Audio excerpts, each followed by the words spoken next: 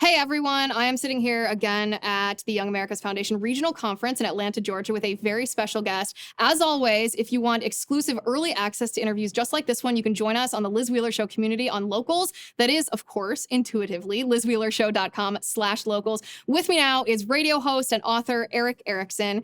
Erick, good to see you. Thanks for having me. I want to start with a really difficult, tough question on a really controversial topic. You're a cook.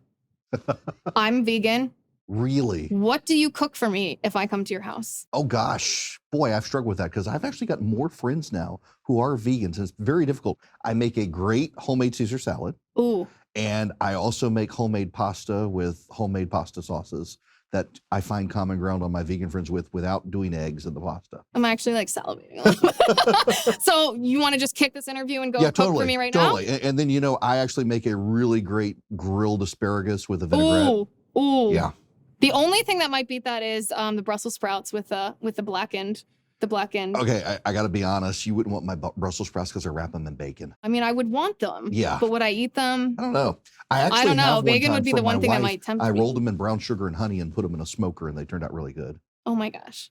I will be to your house shortly for dinner. Right, we do need to talk about some important world issues first to make sure that, we have the freedom to eat what we want to eat. Mm-hmm. And that is, in all seriousness, China.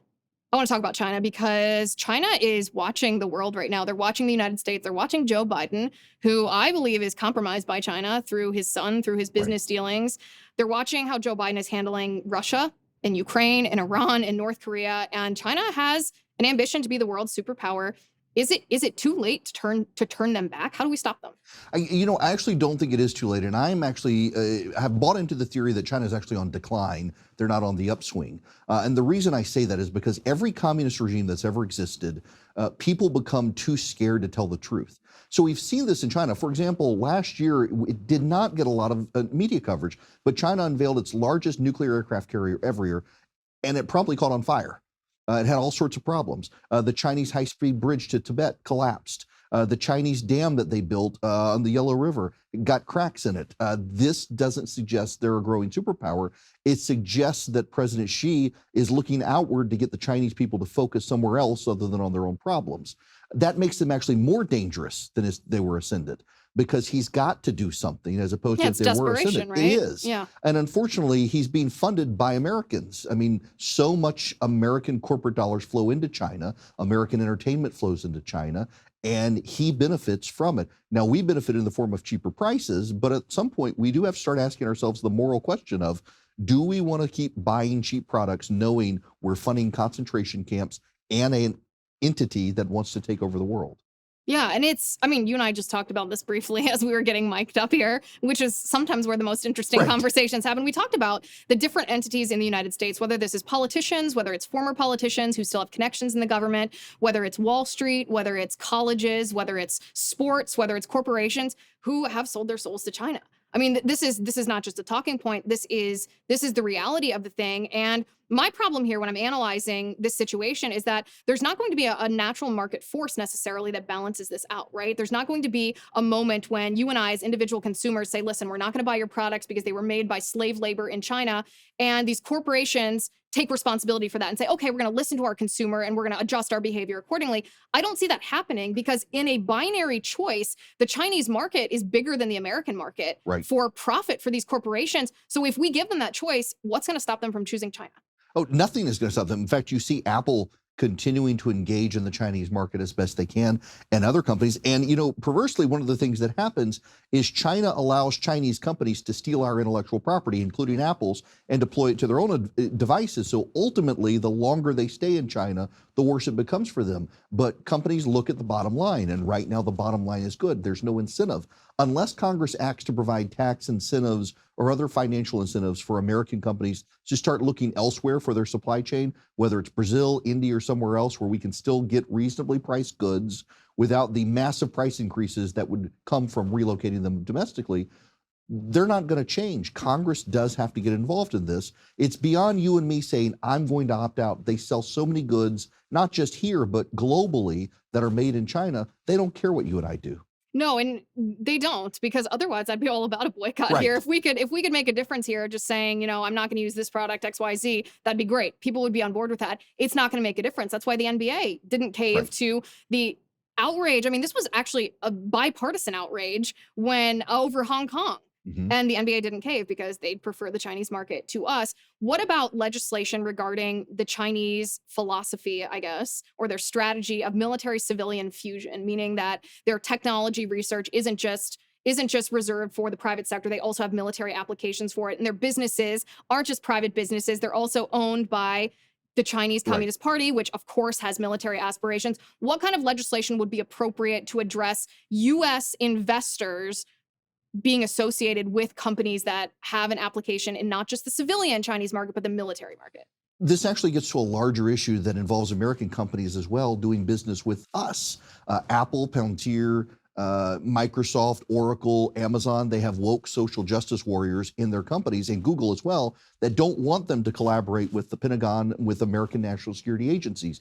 They believe that they'll use them for bad. Actually, they'll use them to combat China, which does the civilian military fusion. Now, what we need to do as well is we have to be mindful through legislation that a lot of the Chinese companies stealing our intellectual property are handing them over to the Communist Party and the military. How we crack down on that becomes very difficult because of the way China steals intellectual property and doesn't then enforce international treaties related to it. And we have these American companies over there. One thing we've been very smart about doing in the last 5 years, and I do have to give the Biden administration credit that they've maintained the Trump administration policy of looking to our allies that have technologies and pressuring those countries to not allow that technology into China. One of the best examples is the Dutch make a machine that processes and builds all the microchips for Apple and for Google right now. China wants them to start bringing those machines into China, and we've been able to successfully pressure the Netherlands not to do it. The Dutch, of course, have a vested interest in not doing it anyway, but our added pressure helps. We have to be more aggressive and assertive in this as a nation. It requires congressional and executive policies. And frankly, I am concerned that Joe Biden is too compromised and his family's too compromised with China to toe the line as best he can. Yeah, I mean, I know it was a lot of election talking points, but how can you ignore when the president's son has a $1.5 billion equity deal with Right. a company that's obviously tied to the Chinese Communist Party? And this deal was signed after Hunter went on Air Force Two with Right. Biden to China. I mean, Well, they it's said that was fake shocking. news. This was supposedly fake. I mean, Well, this is the most it's amazing and not. infuriating thing, is that it's a true story. Yeah. It was a true story. It continues to be a true story, and no one in the media seems to care about it. They claimed it was a Russian plant during the election. I mean, NPR decided to do an entire day on yellow emojis and still says it won't cover Hunter Biden. And our tax money, by the way, Yes. is funding NPR, Right. talking about how yellow thumbs up Yellow emojis are emojis. racist. Yes, a 5-year-old Defund story. Yeah. Yes, defund NPR should be something the next Republican administration Right. does. So what in the big picture here? I know that President Trump caused a lot of controversy, even among Republicans, with how he handled China. He was strong. He used our economy actually as a lever. He didn't threaten military action, but he did threaten tariffs. He was stronger against China than any president in my lifetime. What should be done? I know Biden won't do it, so let's just Yeah. hope we survive the Biden administration. What should be done by the next Republican president to really hold China to account, not just kick the can down the road? First is get out of the Cold War mentality. Every Republican and Democratic administration has had the view that China is a counterweight to Russia. Actually, Russia and China are starting to form an alliance for the first time, and we should be worried about that. Kissinger tried to pivot China against Russia very effectively, and it helped us. The China of today is not the China of then.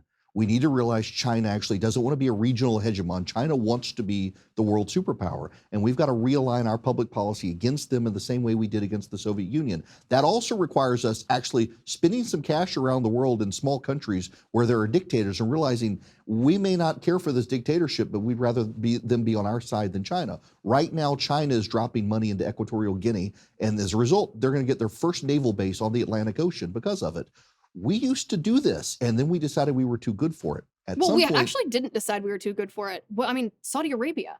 We still have a Yeah. partnership. It's a strategic partnership. It's not a moral Right. partnership. It is. It's totally strategic, but we got out of the business of doing strategic partnerships to counter bad guys, largely because the Soviet Union collapsed. Well, guess what? Now we have China. We need to re-engage in some of the stuff we did against the Soviets. Yes. Okay. So talk to me about Hong Kong and Taiwan here, because There's also a division in the Republican Party. It's basically an interventionist versus isolationist Right. viewpoint. In my opinion, both are too extreme. Mhm. There should be a third Right. option, secret option number 3, if Yeah. you will, for a wise foreign policy.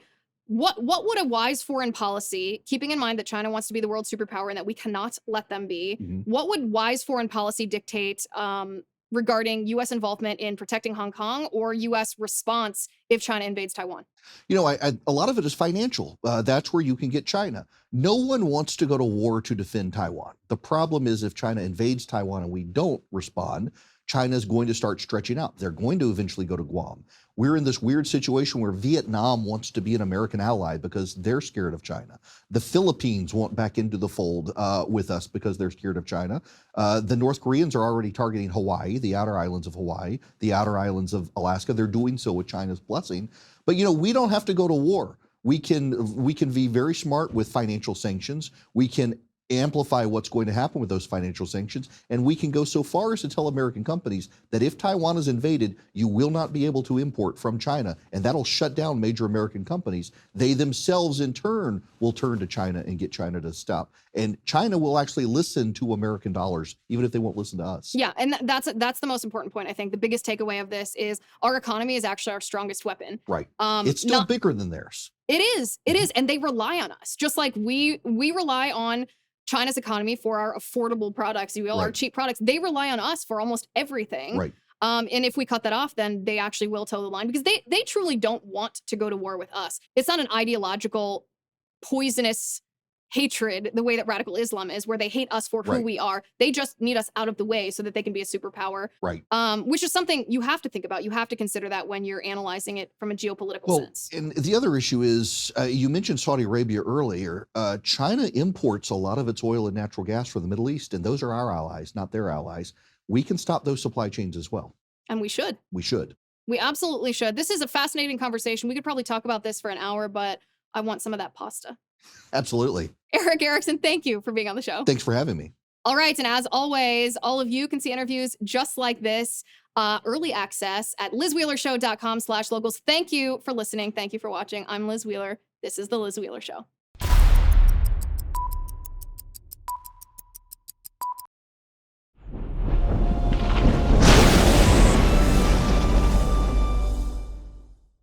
If you haven't already, give this video a thumbs up, hit the subscribe button below, and ring the bell to make sure you never miss a video.